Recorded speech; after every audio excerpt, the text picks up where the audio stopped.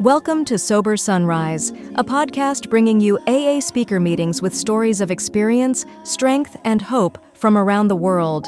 We bring you several new speakers weekly, so be sure to subscribe. If you'd like to help us remain self-supporting, please visit our website at sober-sunrise.com. Before we begin today's speaker, a quick announcement. After months of work, we've released the new Sober Sunrise Companion app on the App Store. It includes the same daily Sober Sunrise speakers you already listen to, plus sober time tracking, daily pledges, favorite speakers, a support phone book for your sponsor and recovery circle, meeting tracking with reminders, and home screen widgets to help keep recovery close between meetings. We hope you'll give it a try. You can find the link in the episode description. Whether you join us in the morning or at night, there's nothing better than a sober sunrise. We hope that you enjoy today's speaker.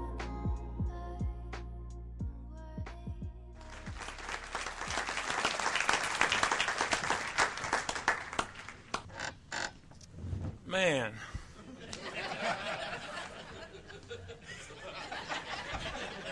Hey, that fella in the back with the hat on by the water fountain, could you hear me? That nice looking hat on. You hear me all right? That's Ray. Ray. Well, if you can't hear me, do like that and I'll speak up or get closer.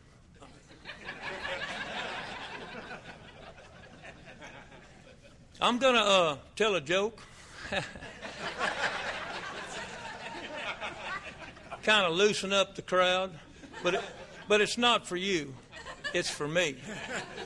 So whenever I say the punchline, laugh. So the setting's in a little town up here, somewhere in East Texas. I don't know the name of the town, but it's a small one. Everybody knows each other. And the deacons and the preacher were in a meeting at the church talking about everybody. And they run out of folks to talk about, so they started talking about the town liar. Everybody knew him. You know the town liar. Lied about everything. This guy been lying since he was a child. So they got to thinking they need to repent him. And they prayed about it. And they thought, the best thing to do to that liar is to give him some of his own medicine. So they decided they were going to make up a big lie. Excuse me. And go tell it to him and give him some of his own medicine. So that's what they did. The preacher volunteered to do it. So the next day the preacher went out to the liar's house. Knocked on his door. The liar come to the door and he seen it was the preacher, so in a small town when the preacher comes by, you invite him in for coffee. That's what he did. They went in the kitchen, the liar started making coffee, and the preacher said, well, now's about as good a time as any. He said, did you hear what happened last Wednesday at prayer recital? The liar said, no. The preacher went on. He said, all of a sudden, come cutting through the center aisle was a grizzly bear. Right behind that grizzly bear was a cur dog. Run them all the way up behind the pulpit. All of a sudden, they was snapping, growling, fur flying, barking. A few minutes went by, here come that cur dog. He done killed that grizzly bear. The preacher said, you believe that? The liar didn't even slow down, turned and looked at him and said, yes, sir, that's my dog.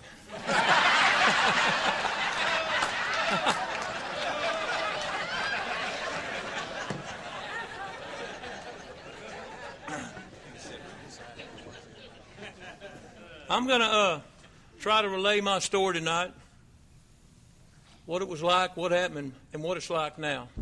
I'm not going to let the truth get in the way of a good story. First off, I ought to tell you who I am. My name's Iron Mike, and I'm an alcoholic. And I'm glad to be sober today, and I'm grateful God showed me mercy instead of justice. And I want to thank all the committee members and putting this fine thing together. We're going to have a ball this weekend. Even though we're starting a little bit early, that's good. I can get down a little bit early and start enjoying myself because I'm nervous. I was born in Louisiana and raised on the Texas side. Now, Gatemouth Brown's got a song like that, and I ain't going to sing it to you.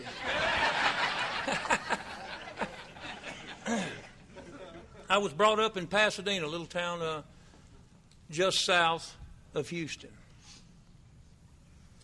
I would like to tell you that I come from a broken home, but I didn't. In fact, I'm flying up to Dallas on the 18th to help my parents celebrate their 54th year of marriage. But you wouldn't know that by the way I acted. I've got two sisters, a younger and an older. Both of them are very successful. There's no alcoholics in my immediate family. I can go back to any kind of drinking in my family. I'll go back to about age 9 or 10. It wasn't me, it was my father. What happened was we would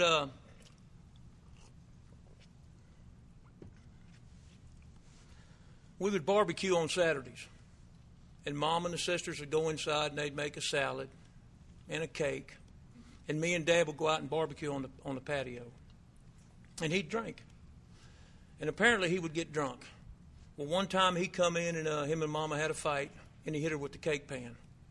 And she loaded me and my sisters up and took us to a hotel in Houston, the old Carousel Motel. I don't know if y'all ever... It wasn't a whorehouse back then. It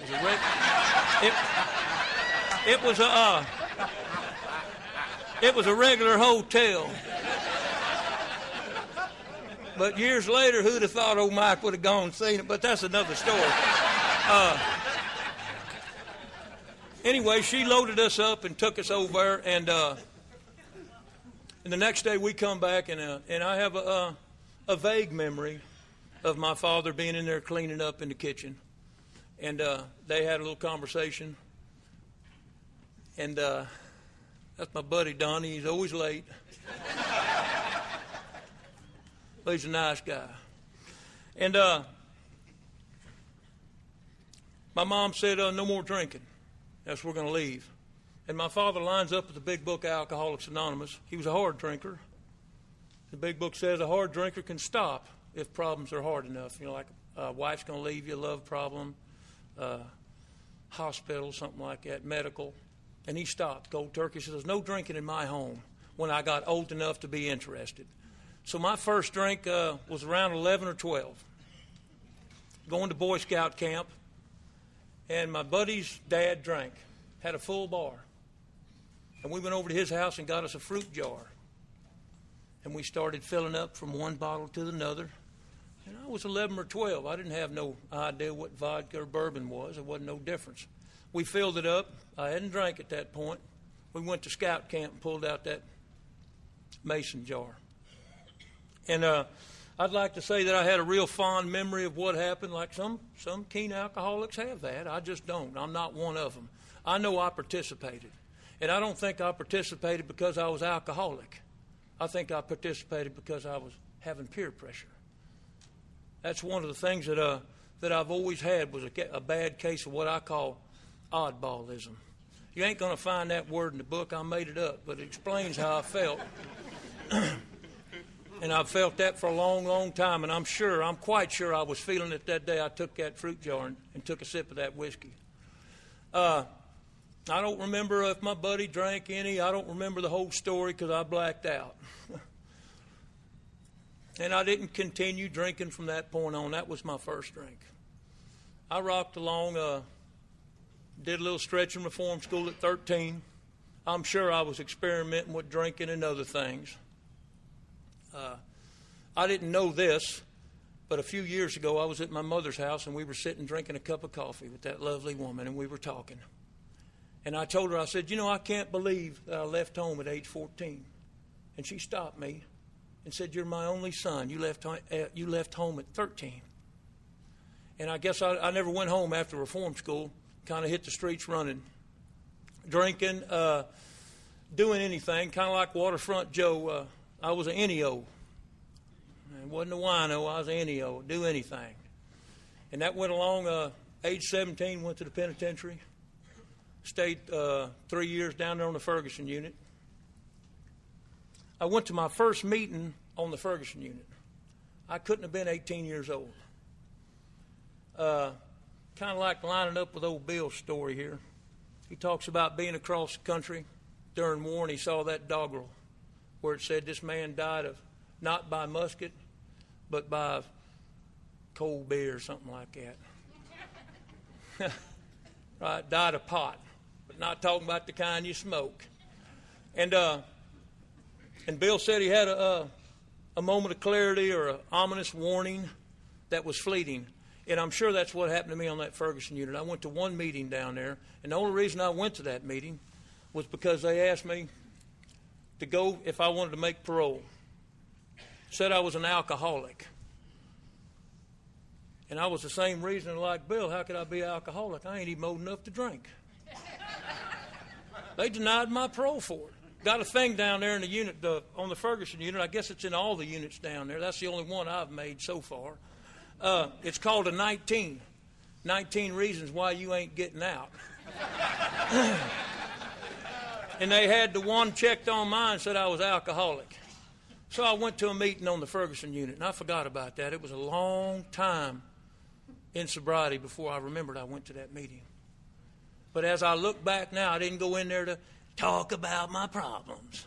I promise you that, or make friends with nobody. I went down there probably because the parole board told me to, and also I think they had donuts and coffee and stuff like that. I made one meeting, I didn't go back. Come up for parole, and I told them I'll do my time day per day. And they not damn near did. They obliged me. I got out of the Ferguson unit somewhere in early 76. Hit the road running. I got to thinking, you know, Mike's probably ought to back off the drugs a little bit. That could be a problem. So I remember consciously stopping all drugs and just drinking. But I can tell you, I can look back now, and I don't remember any difference. I don't remember it being different, being any kind of like profound difference. So with that said, I rocked along a while, had no address for a long time. I know some of you know and can relate to that. Let me give you a few examples of my drinking, then we'll move on into sobriety because I got an exciting sobriety, and I want to share it with you. But let's get back to Mike's drinking. I never got a DWI. Of course, I never owned a car till I was 35 years old. Now, that helps a little bit. Got a lot of PIs. I owned a motorcycle for years and years and years. That was my only form of transportation. And until the motorcycle crave got real heavy here the last 10 years, there wasn't many of us out there. And they'd come up and they'd find me in the ditch, and they'd find the motorcycle in the ditch, and they couldn't prove I was riding it.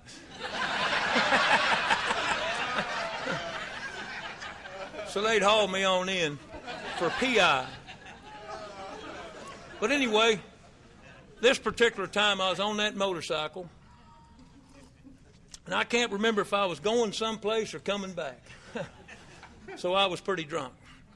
And it was somewhere around downtown Houston. And it was in the middle of the night, and it was raining real bad, and I saw it refuge off the highway. You know how all the highways are elevated? I went down. I ended up down in the Montrose. And I pulled into a little cafe of sorts. And ordered breakfast. Well, when I took a bite of my breakfast, it was cold. And I looked up and looked around. Nobody's in there but me and the cook. And I said, "Hey, my breakfast is cold." He said, "Well, it ought to be. You've been laying in it for 2 hours."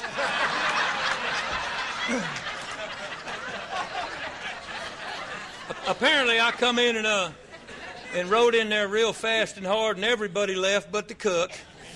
And I ordered breakfast and fell out in it. And then come to with egg and everything stuck to my head. Took a bite and complained about it being cold. Well, being a nice-natured fellow like I am, I threw the plate at him and got out of there real quick. Another instance. This one's got Beaumont, a little bit of Beaumont in it. I was up here in Beaumont working for a little steel company I wasn't in here trying to better myself. I was on the run from Houston. And I was up here, done talked some crazy man into let me rent a room from him. You'd have to be crazy to let me rent a room from you, especially when I get to drinking, and I was always drinking. So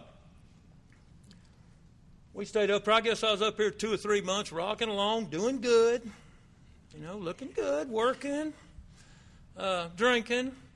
Well, the people in Houston forgot. You know how we forget. How the knots go away, and, you know, stuff gets out the pawn shop, and we forget. And they forgot. And I got to talking with them on the phone. They said, hey, Mike, come on down. Let's party this weekend. Oh, that's a real good idea, I thought. So I got my new friend that I was living with there. We got up in his car because I didn't have one. And we took off for Houston. We got down there in Houston and got to drinking. And I hit him right off, lost my ride. He left me down there. And by the time the weekend was over, come Sunday, I had to get back to work in Beaumont. Didn't have no ride. And you know it, them folks didn't want me at their house no more. I done hit a couple of them, and nobody was talking to me. Nobody wanted to give me a ride home. And so I was downtown by the bus station in Houston. Some of y'all might know where that area is at. And I apparently had enough for a bus ticket to Beaumont. Well, I had a half a pint left. A little bit like just a dust cutter, not the whole half a pint. I had it hidden off in my boot. And done apparently bought my ticket. I don't remember purchasing it, but I must have already bought the ticket. And so I thought I was out of sight of the bus driver. You know how they hang out by the front of the bus, make sure everybody gets on? Well, I got that half pint out, and I knocked it out, and I threw it down, and I turned, and the bus driver was looking at me. I thought, oh, man. So I tried to get on the bus. No, you ain't getting on the bus. You're drunk. And I told him what I basically told y'all. Please, I'm not drunk. I'm working in Beaumont. I need to get back. He said, I tell you what, partner. He said, I'm going to let you on that bus. You make one peep, I'm putting you off. Oh.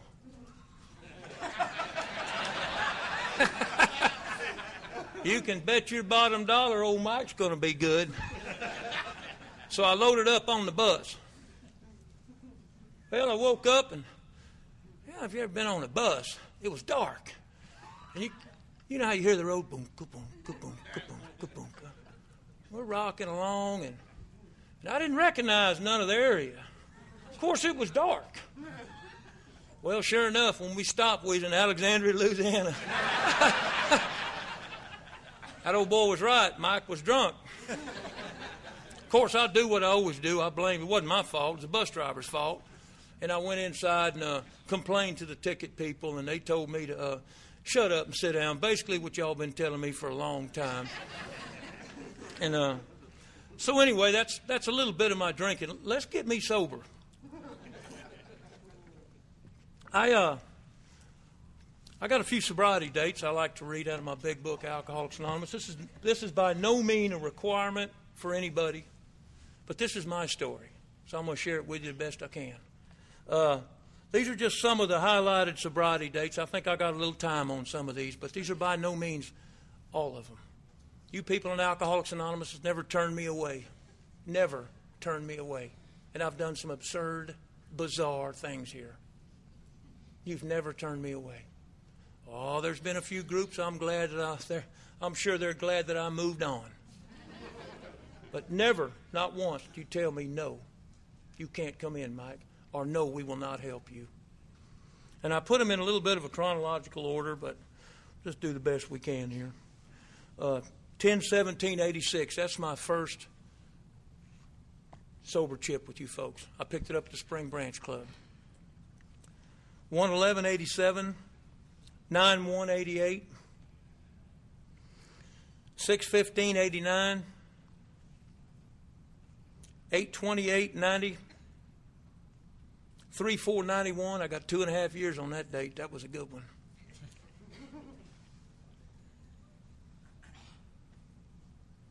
And my date now, 1/30/94. I'll be 12 years old Monday. what it did.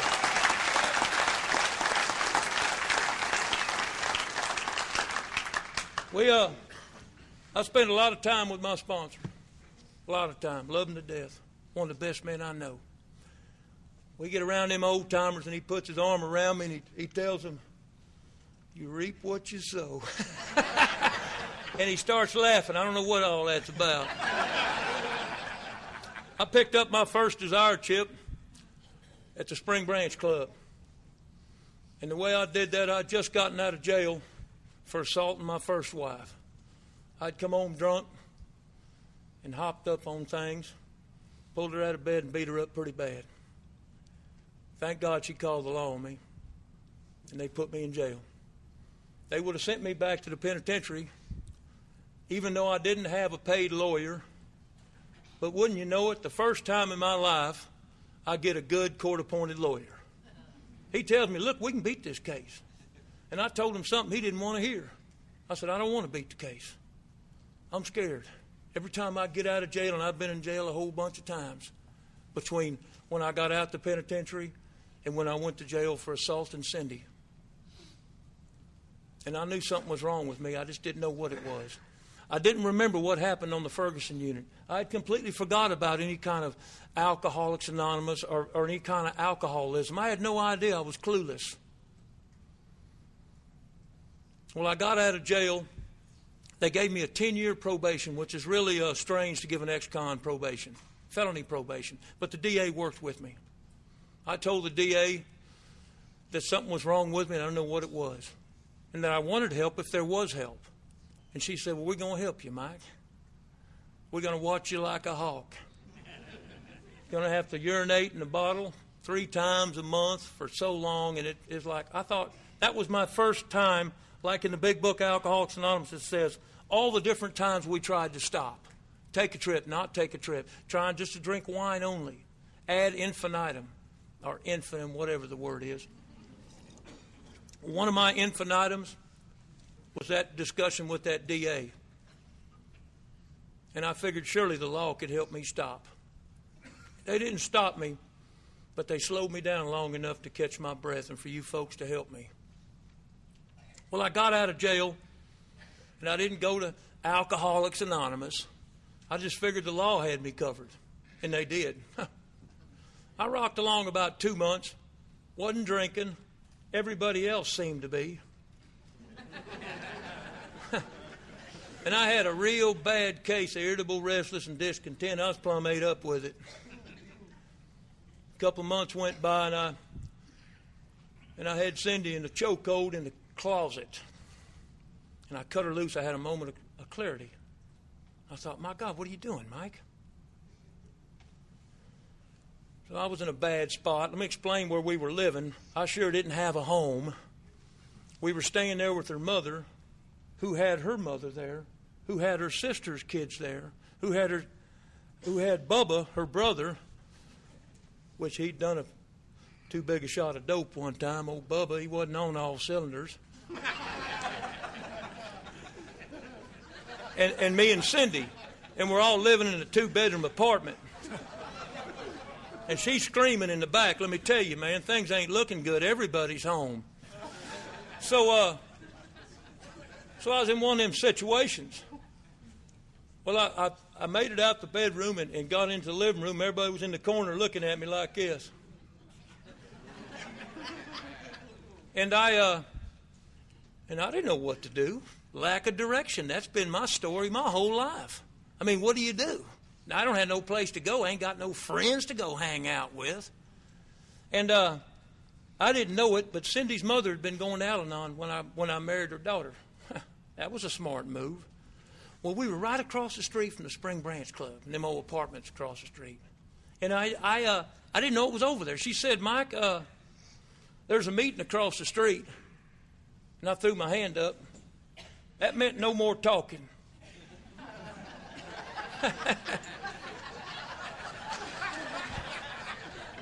And that was followed pretty good up to that point she started to go to Al-Anon. And she went out on a limb.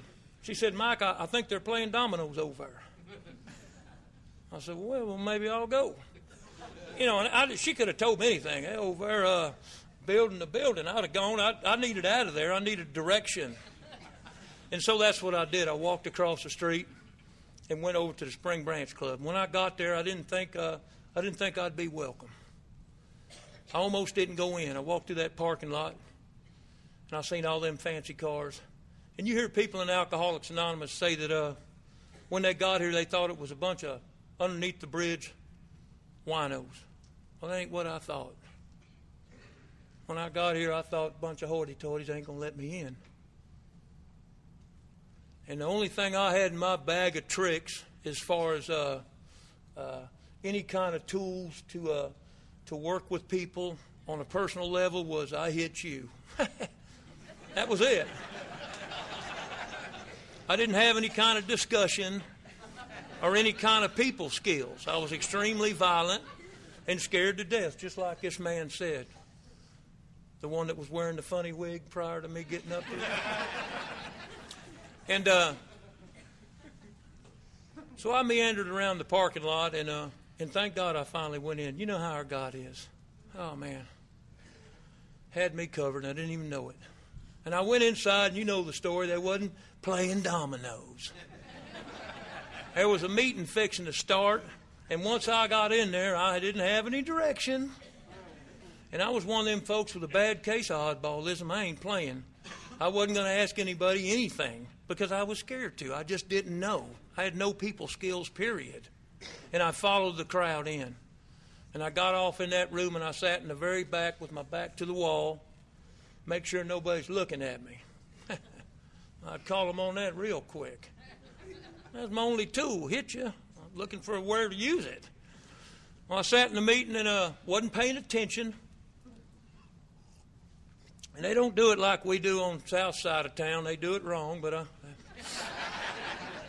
they have two people up there. Instead of a chairman, they got a chairman and a leader.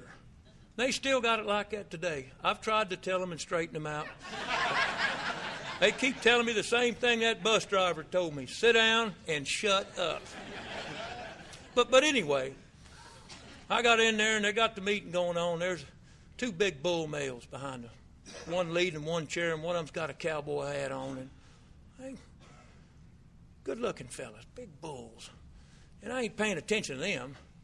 Well, about halfway through the meeting, the one with the cowboy hat, all of a sudden, real nicely turns to the person talking and said, please, hold on a minute. And his voice raised just a little bit. That got my attention.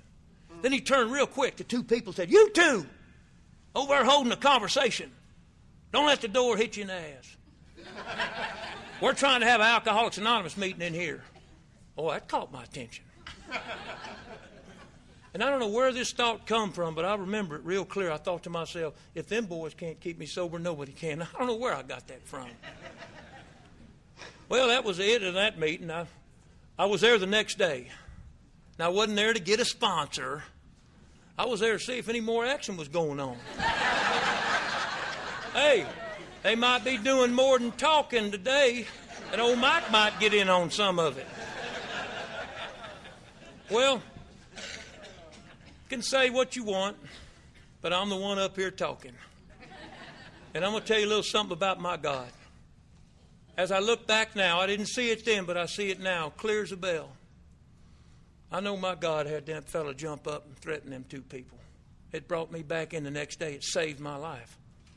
I got a friend of mine named Mark. We call him Big Mark. He just picked up 22 years. He just come back in from Iraq. He told me it's all right to share this story, and I'm going to share it with you. Mark was having less than 30 days, and he was at the Clear Creek Club. Some of y'all might know where that's at. It's down by the Kemah Bridge. It's what we call an outlaw club.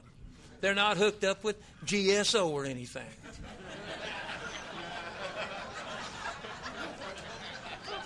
Which is their loss, but they told me the same thing. Sit down and shut up, Mike.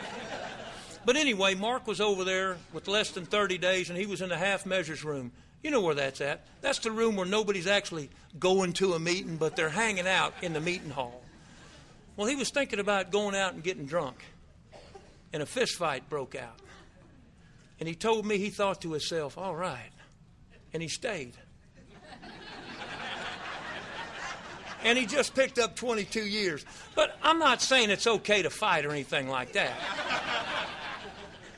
Well, what I'm saying is that the same God that put that cowboy jumping up in that meeting to track me was the same one that got Mark to stay. Was the same one, if you want to look back, the same one that got you and kept you here. My God, man, look at the diversity of this crowd. We got everything from a street hood to attorney generals in here. This thing is wide, man. It's open for everybody, not just a select few. So anyway, I'm at the Spring Branch Club. I went back over there. I got old big boy to sponsor me. I don't know how long I stayed sober that time. Maybe a few months. Went back out. Got back in. Went back out. By now, I surely don't have an address.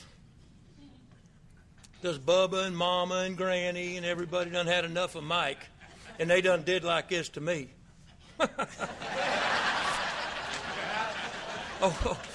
Mike's living in the weed patch. And I'm holding my own pretty good. Starting to hit the detoxes. Well, I ended up north side 24. Stayed over there for a while. Moved on from there. Was living in a weed patch over beside the north side 24. I'd been through probably 11 detoxes at this time. Was wearing out the Harris County area. And I was walking on the street, going down Airline one day. And a woman in the club, in the Alcoholics Anonymous, pulled over and talked me into going home with her. Go home and get a shower and let her wash my clothes and give me a good meal. And I went. I needed a shower real bad. And I needed some food. I needed some shelter.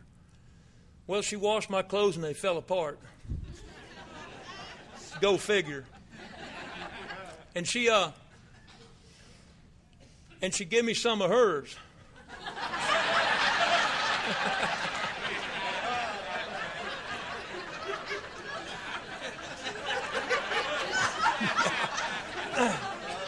Look, I got enough time to clean that one up. Give me a minute here.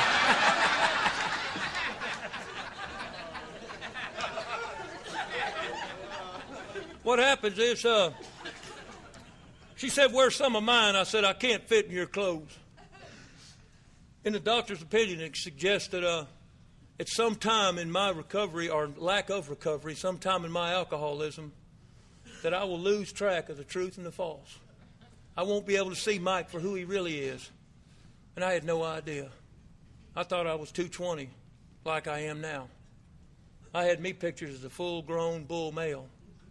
Truth was, I was down to about 160 pounds. I don't look good at that weight. And her clothes fit me. She gave me a pair of blue jeans and a T-shirt. And I went back to the north side 24, and they wouldn't let me in because I'd already been there and caused some trouble. And they let me stay there that night. And the next morning, they had 4 quarters sitting there in front of me and said, "You start calling, you find some place to take you." And thank God the wheelhouse took me. It's over in Deer Park. Some of y'all might know where that's at. And I called over there and I got to the wheelhouse wearing women's clothes. Had one sock. No ID, no wallet, no nothing. Didn't have a sack of clothes. And I got to the wheelhouse and the state of mind that I was in was not in, I need recovery. I'd given up on that a long time ago. I believed alcoholism was going to kill me. The progression was real, and I could see it. It had been 3 years since I'd been to the Spring Branch Club. The detoxes were getting closer, and I just couldn't seem to stop. No matter what, I couldn't stop. And I figured it was going to kill me. What I needed was a couple of good square meals, a couple of good nights' sleep, a little meat on my bones, before alcoholism came knocking, and I knew it was coming. I'm telling you, I knew it was coming. I had reached a complete state of hopelessness. And the book said that's a good place for old Mike to be. But I didn't know that. Anyway, I got to the wheelhouse and stayed there 10 days and was thinking about leaving. And a friend of mine stopped by to give me an old work coat that she had packed of mine. She didn't want to steal it. She knew I didn't have a coat. It was dead off. It was end of October in '89. If you remember that year, it got real cold. It dropped down to like 7 and stayed that way in December. It got real cold. Anyway, she brought the jacket by, and she had 7 years in the program. And she told me something before she left. She didn't tell me, Mike, thank you for abusing me. Thank you for ruining my life and running me out of town, which I did. She told me God's given away grace. You ain't got to steal it. You ain't got to hog nobody for it. You ain't got to beat nobody down for it. All you got to do is ask them. It's a free gift. And she left. And I went back to the sick room in the wheelhouse and got beside my bed, and I said this prayer. I said, God, whatever grace you're giving it away, give it to somebody that can take it. Oh, selfish prayer. Poor old Mike. I was convinced I was going to die. Well, the next morning, I'd like to tell you, I woke up, and the cool breeze was blowing. Dove come crashing through the window, landed on my shoulder.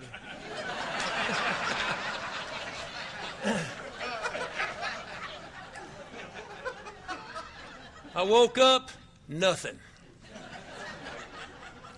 But the thought crossed my mind, maybe if I try these steps and cross every T and dot every I, give me a chance.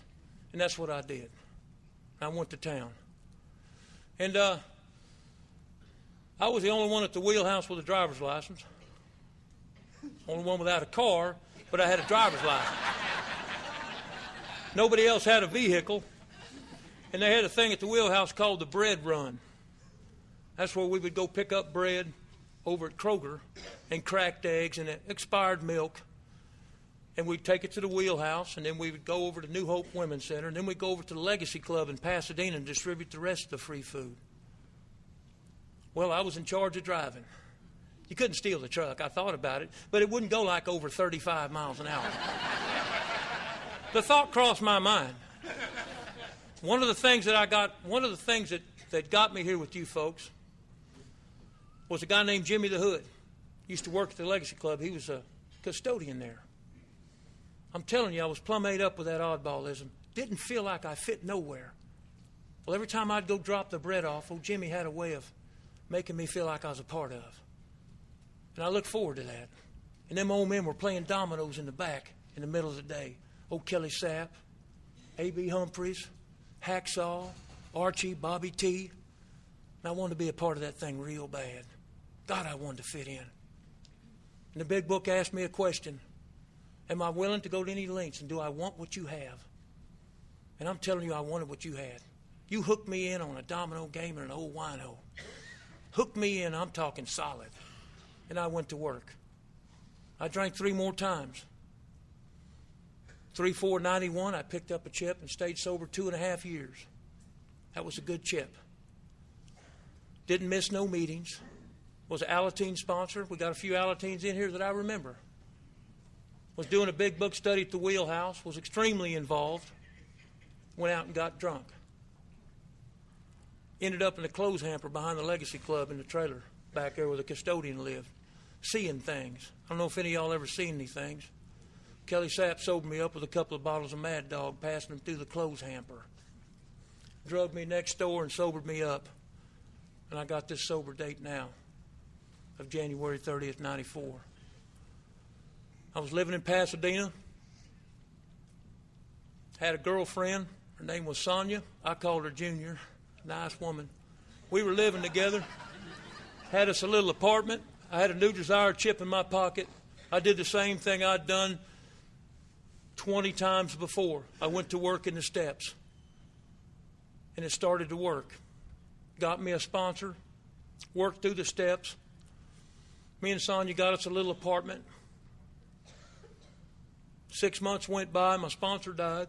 Old Spencer Andrews. A few of you might know him. Died a tragic death. He was on the operating room and went out on him. 49 years old. Playing baseball for the Legacy Club. Broke my arm. Trying to help folks. Wouldn't you know it? She yelled at Junior and she left. So here I am with a 6-month chip in my pocket, broken arm, Sonia gone,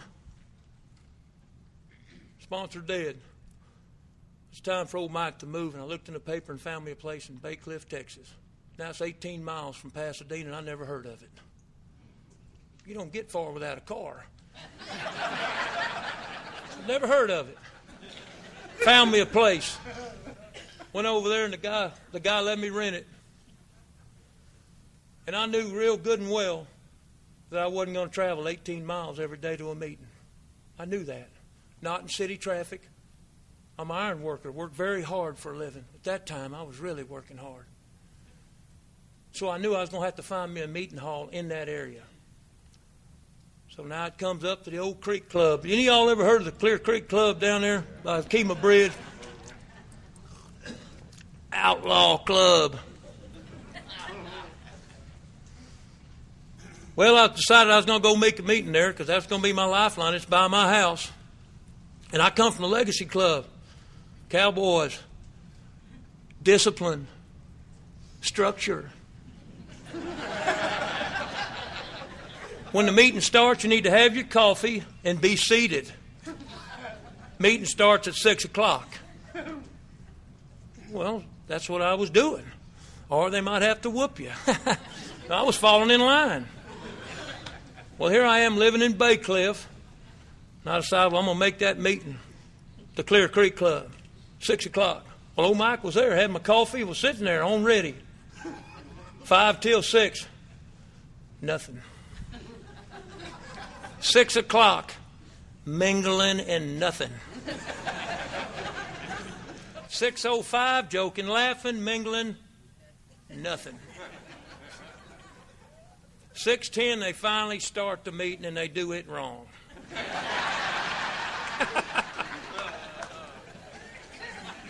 As soon as the meeting was over, I run to the payphone. See, I done got me a new sponsor, and I called and reported him. I told him the same thing that I just told y'all. Oh, I went on, and he listened.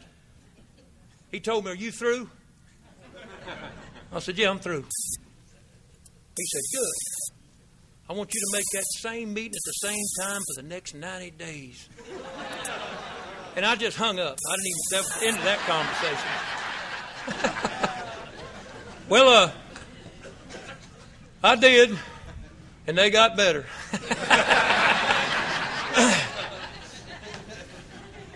Had that nice little home over there in Baycliff. Never had a home before. I moved in August. My light bill was $12 for the month of August. I didn't want to turn it. I was going to plug in the refrigerator. I don't know how much electricity them things use. The only apartment I had before that was all bills paid, and that was with Junior.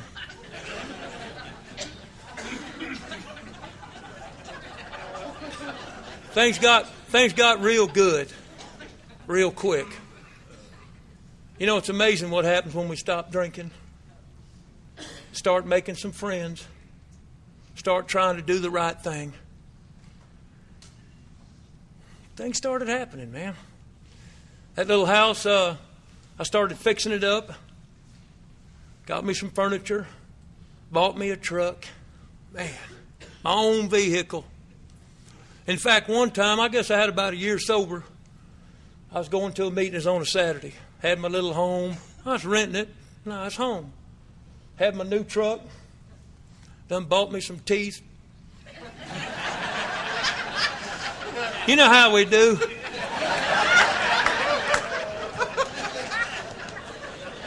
I think I was looking pretty good myself. So I'm going to go make a meeting up at the Creek Club on Saturday morning. And God's put me in a spot. I'm about a mile off the bay, and I've got to cross over a big bridge to go to the meeting hall. And I get the opportunity to look out and see that beautiful bay. I don't know how God picked up a thing like me and give me a second chance, but I know He has.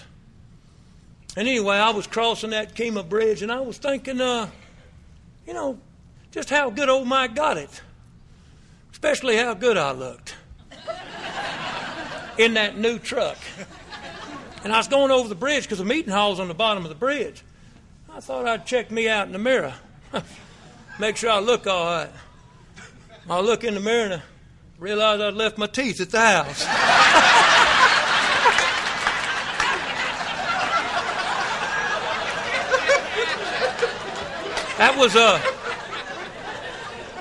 That was 1 year into sobriety.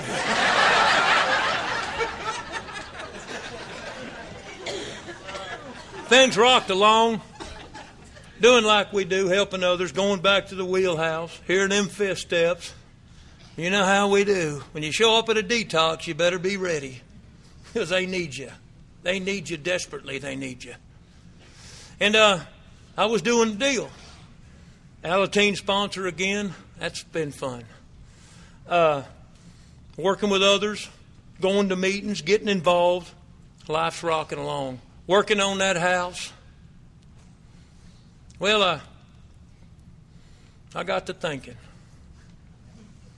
You know, what's old Mike, with all this time of 4 years, doing hanging out at the Creek Club when I done heard all the pretty girls were down at the Bay Area Club?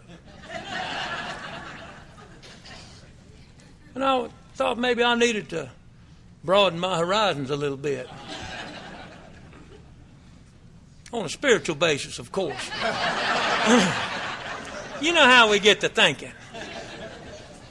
Well, I made a decision, and I let them know about it over at the creek. I said, I've made a decision, and I'm tired of hanging around with you old men.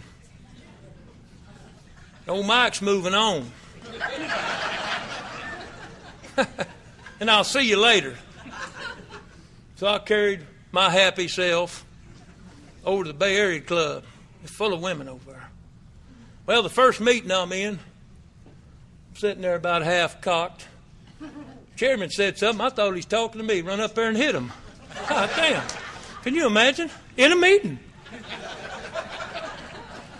That didn't go over very well.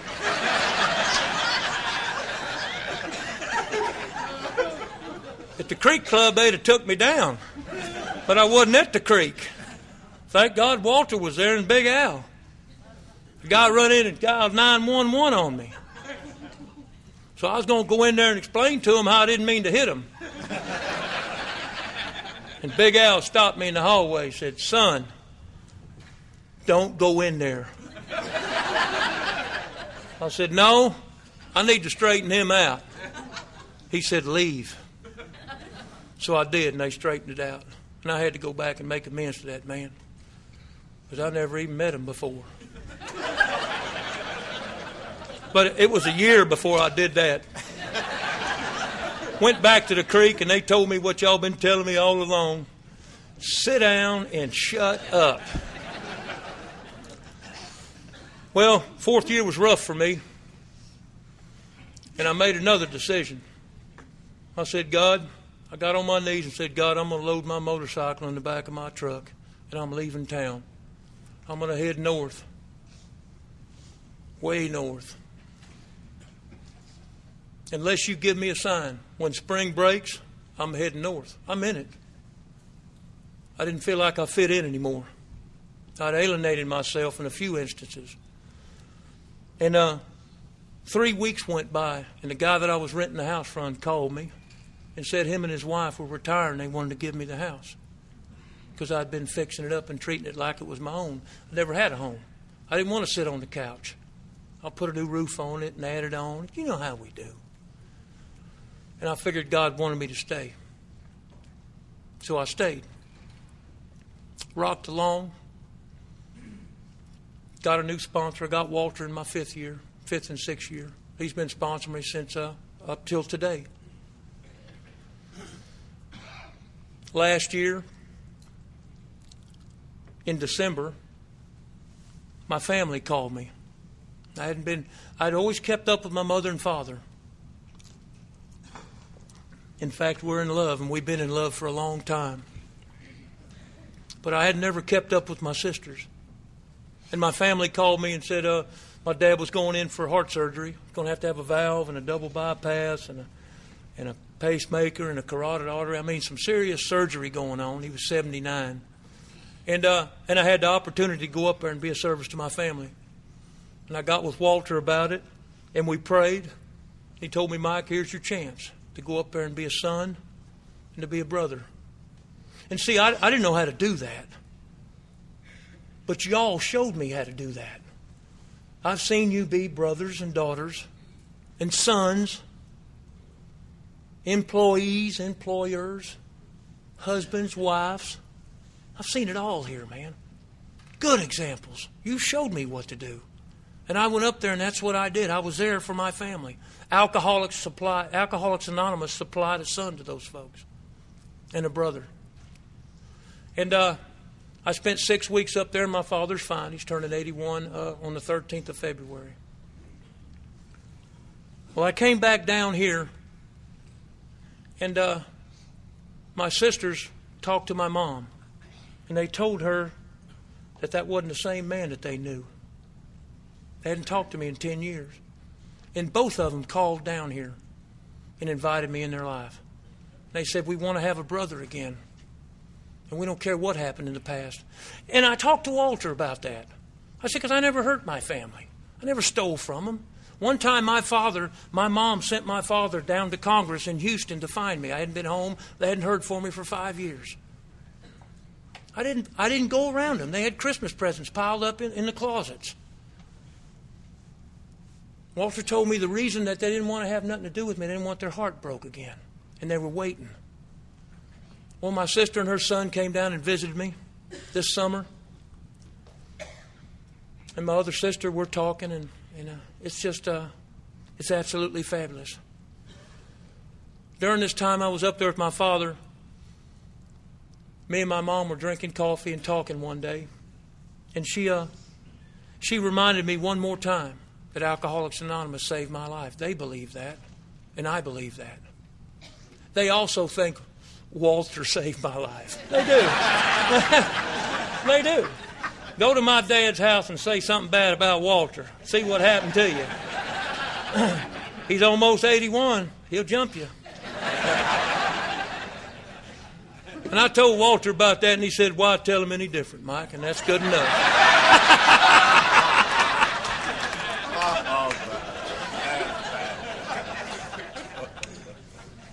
We were at a conference, see if I get this right, a Concepts and Traditions conference in Galveston about 6 months ago. I wasn't there because I wanted to be. I was there because Walter was the voice, and he had me under his thumb. He had about 6 of us lined up in there. And I tried service work about my first year, and you know how friendly I was then. I didn't get along with folks good enough. Well, I got in that conference, and I heard what those men said. I couldn't believe that they gave that much of their time to help us and to be a part of. And I was talking to one of them tonight, or earlier today, and he told me that everybody's got their role. And I was just amazed. And I left there and I went back to my home group, which is this side of the lake group. It's a noon meeting at the Up the Street Club. And they had an opening for a GSR, and I jumped in. And everybody told me, Mike, the only reason you got elected because nobody else wanted to be in. And the truth is, it's been one of the best things that ever happened to me. I guess when you're ready, the teacher will appear. I tell you, we're going to have a good time this weekend. I'm telling you, we got a lineup of speakers. What a deal. If you missed Bill at the beginning with the little wig and making fun of me and everything, you know, and I've been sucking up to him for about 6 weeks now. I have been. Oh, he talked bad about me in a meeting the other day. And I said, that's my best friend over there. You heard what he did to me at the beginning. It wasn't nice. Anyway, support this conference. Buy some tapes and support the tapers. And we'll see you as we walk around over here. Come visit with me and talk to me. I want to meet you. And thank you for allowing me to come up here and share.